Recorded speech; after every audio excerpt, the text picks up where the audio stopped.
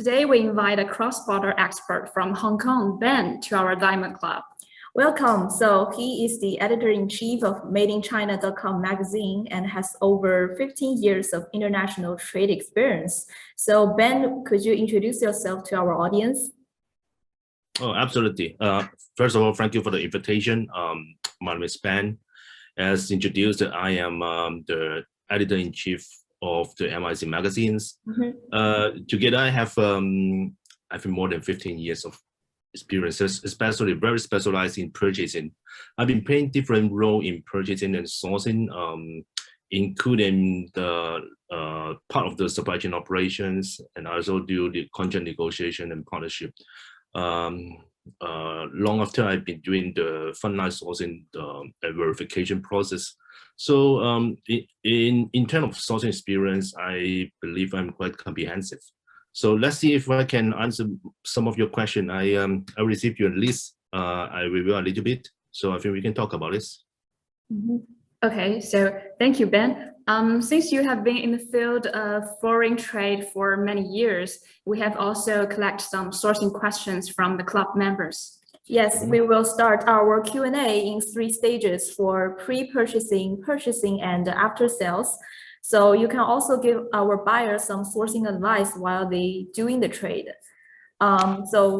Before making a deal, the priority problem is how to verify the qualification of the suppliers, like from what dimensions to verify the qualification.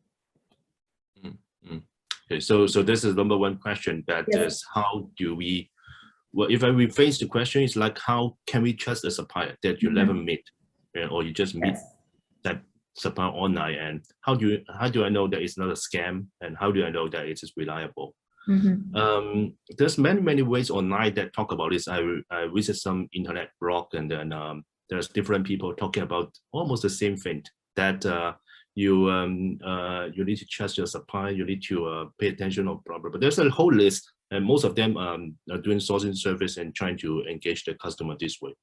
From what I see, there's 2 things that you can do. Number one, you believe in standard. That's what I do. For example, if there is a supplier that not even having an ISO documentation system in place, or they do not have any kind of certification, I probably think that that probably not someone I want to go to. There's quite a lot of supplier like this. They are very low-end supplier that will eventually surprise you in a bad way. So this is like something like P request. It's very simple requirement that most of the supplier, in fact, do have some. Talking about the standard, there's 2 different things that you should pay attention. Number one is there is a product certification and there is a production certification. There's 2 very different phases in terms of how you see the supply in different way.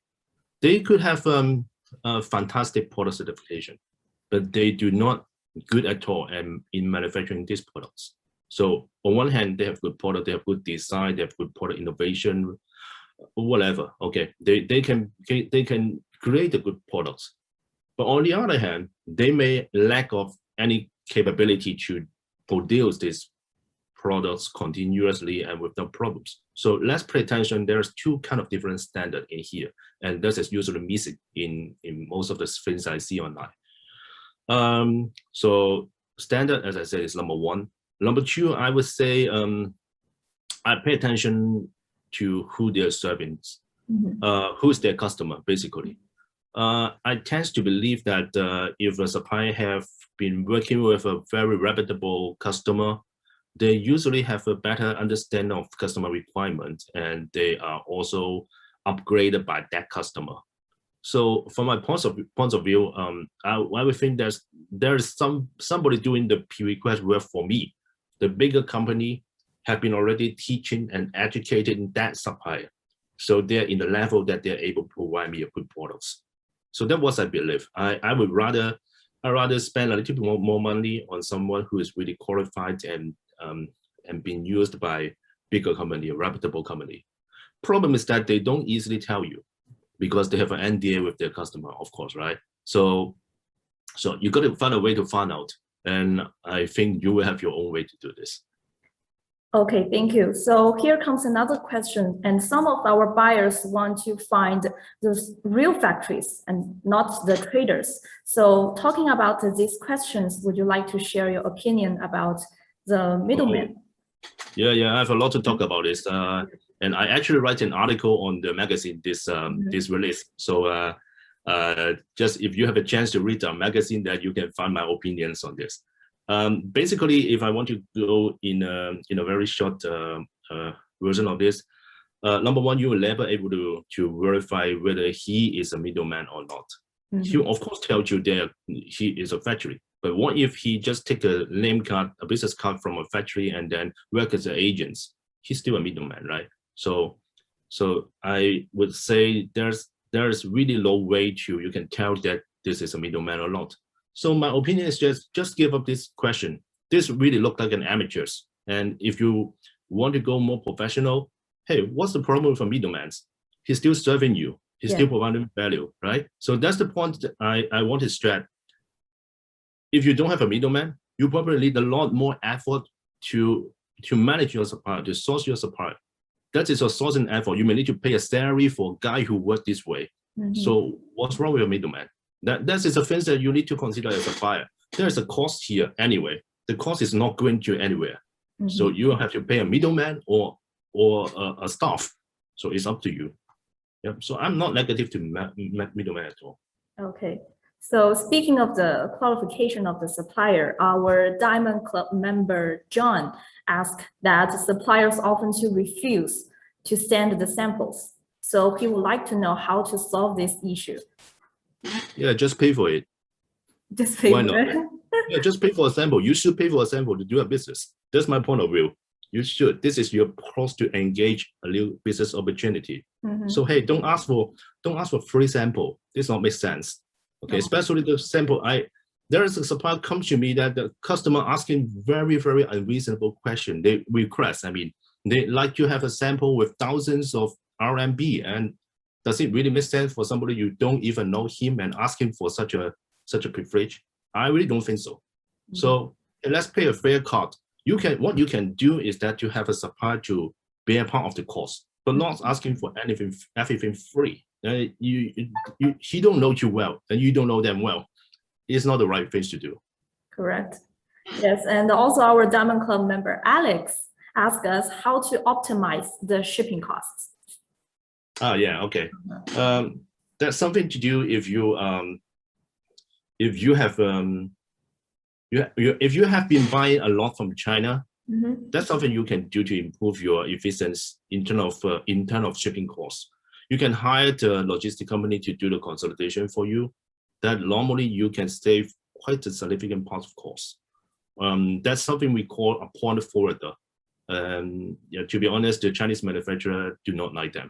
But from your point of view as a buyer, that's something that can offer some real value to help your efficiency. So that's something you need to do.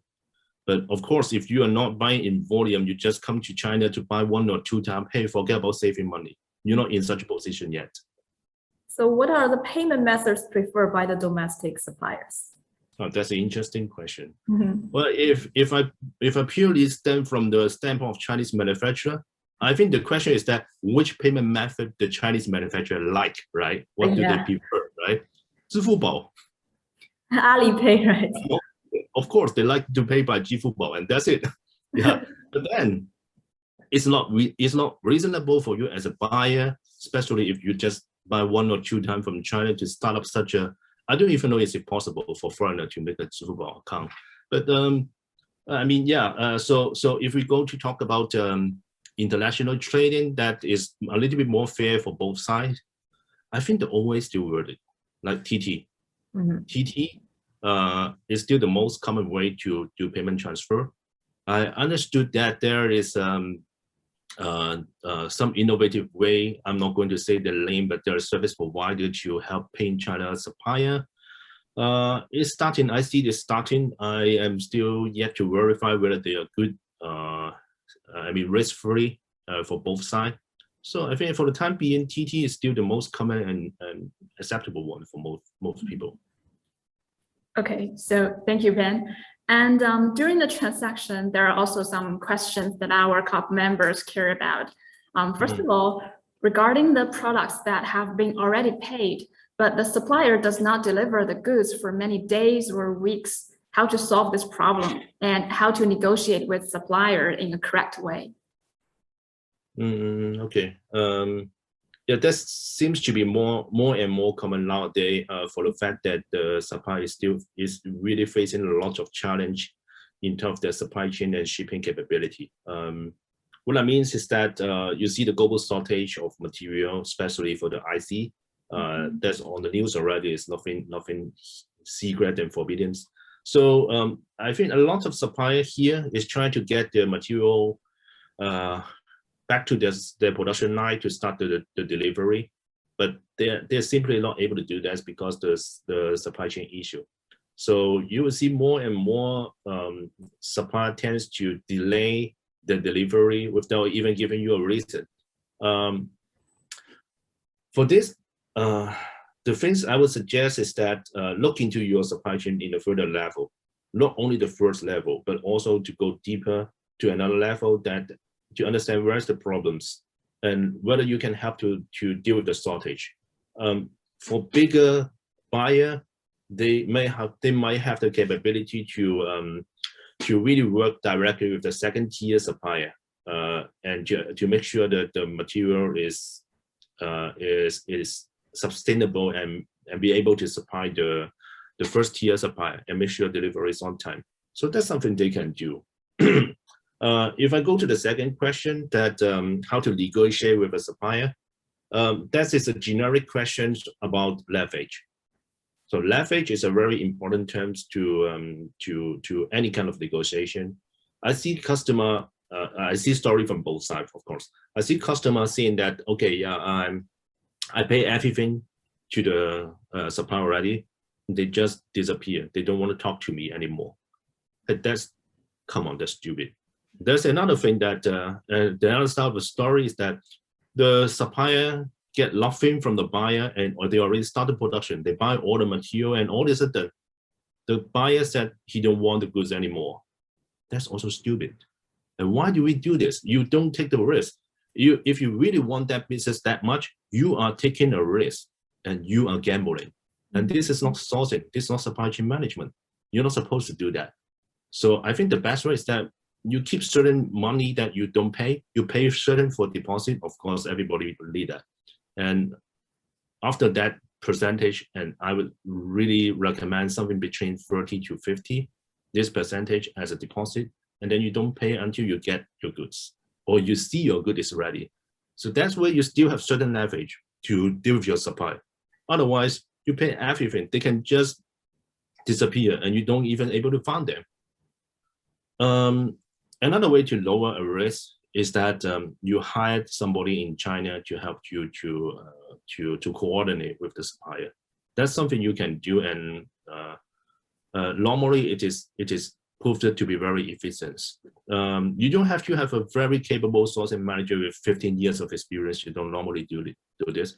What you need to do is to have a girl who work in the industry for 2 or 3 years and speaking some English and be able to communicate with you, be able to travel around and see your supplier and go to their production line. That really help. That really help a lot. Yeah, that would be my way to do. Okay, so actually there are another question that related about the risks, but just now you have also answered these questions. So yeah, I think the same question, right? Like the delivery and transportation risks. Yeah, okay, that's the same question. Yeah, just now you have just answered it. So okay. So I will move on to the after sales problem. So if the product has some issues, have the quality issues, how to negotiate with the supplier about this problem and how to avoid this kind of problem. Okay. If you ask for negotiating, I think let's go to the same question as my previous answer. Is more about leverage. If you pay everything, you are in no position to negotiate. If you are still owning the supplier certain money that you don't pay until you get everything qualified, yeah, you still have a chance. I would rather stress on how to prevent it happen than to deal with it. See, we always say that precaution is more important than the treatment. That's the way to do. So I see two things that's normally missing between buyer and seller. Number one, in terms of quality. Number one is they never communicate the standard of quality. What normally do is that the supplier get sample to a buyer, and then the buyer just say, okay, go ahead with this sample. Yeah, I'm okay with that. And that's it. They do not communicate further, like what is the parameter of this specific specification, and what is the color approval standard, what is the range of acceptance. For example, what is the production rate, the failure rate that I'm going to accept. These all things I would call them quality specification. And this shouldn't be just approved by getting a golden sample and then you don't even sign back to the supplier. This is the way to communicate. There's a way to communicate the quality standard, and this usually missing. I think a better way that in this internet age, you don't normally able to reach and meet your supplier and tell them about your quality standard. The better way to do is to communicate and agree on a specification on a paper. At least that is something you guys can follow. But I don't really see that. So this is a huge improvement if you can do this. Okay, that's number one. Number two, I would say that I would rather choose to have a supplier that have quality concept. The quality concept is missing. That's what I see. It's like 20 years ago when I started going into the industrial. By that time, I see that quality concept is missing, and a lot of people do not understand what it takes to make a good product. They just keep saying that we are good in quality. We have ISO standard. We are approved by blah blah blah blah blah. Yeah, that's kind of thing. But this really don't explain why you are able to make a good product. A supplier with quality concept, they will tell you how they make a product and the process does make sense. They need to have a reasonable production process that eliminate all the risk factor to make quality products. That's something they need to prove. And then this go into the area of quality management that I also see missing in the buyer side.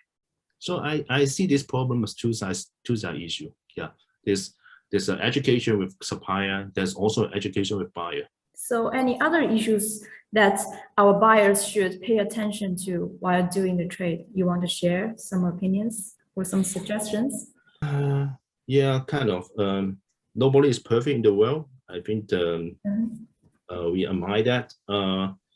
And if you just buy one or two items one time or two times in China, maybe you shouldn't do that at all.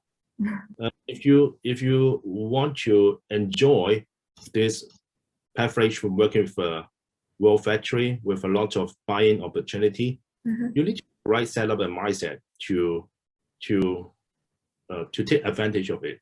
So I usually see people complaining about China manufacturer that they are not responsible, and that of course there's a lot of scammer that available. It's a big country and it's a big market. You will meet bad people definitely. But go back, there is also a problem that the buyer have unreasonable request and they are trying to squeeze the last penny from it, which make the supplier very, very unable to make reasonable product. So I think this is a give and take. The one side you need to be able to have certain business sense that able to justify the quotation or their offer, and you're not going to the cheapest supplier that is providing you shit. And at the end of the day, you don't able to get what you want, and you pay, and then you complain. That doesn't make sense. I think on the other hand is that the buyer need to have certain education when they go into China buying. That is an area that I'm seeing to be improved. Okay. Thank you so much for giving us the sourcing tips. So anything else you want to share to our buyers? I hope it's not too scary for everyone. But this is really some real life experience that I could share. being a seller, being a buyer, not a seller, being a buyer for so long time, that I see a lot of different scenario. Thank you, Ben, for giving us so much wonderful advice and suggestions.